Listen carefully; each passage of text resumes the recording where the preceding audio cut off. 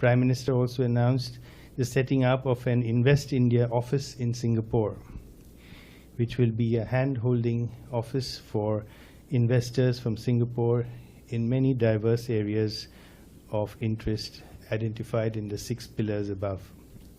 Apart from bilateral relations over talks spanning yesterday and today, both leaders exchanged views on regional and global issues, including India's Act East policy and the centrality of ASEAN in this policy. Other engagements were a call on President, His Excellency Tharman Shanmugaratnam today afternoon.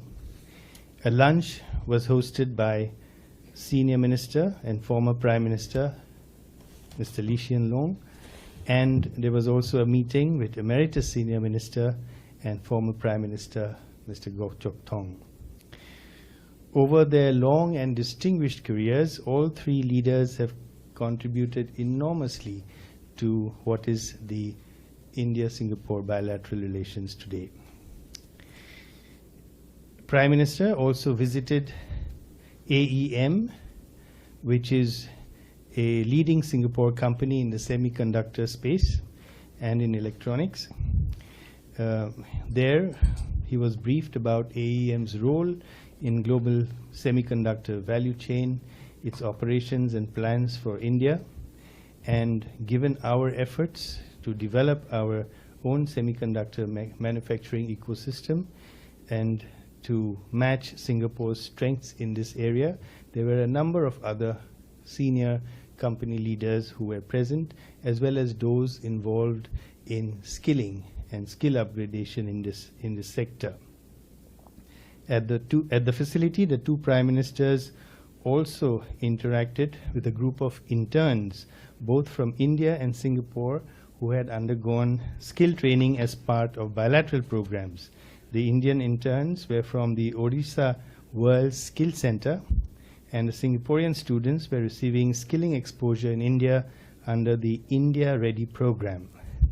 Prime Minister also invited the semiconductor-related CEOs present today to the Semicon India exhibition and conference, which is being held from 11th to 13th of September.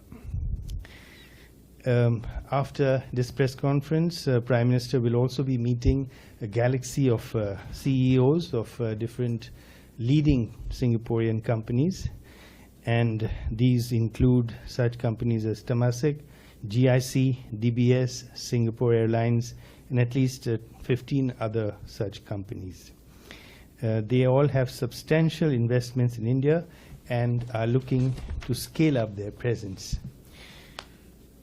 Looking at the fast unfolding opportunities in India, this is an opportune time, we believe, for these CEOs to have a first-hand understanding from India's Prime Minister as to what is being offered by India. Its political stability,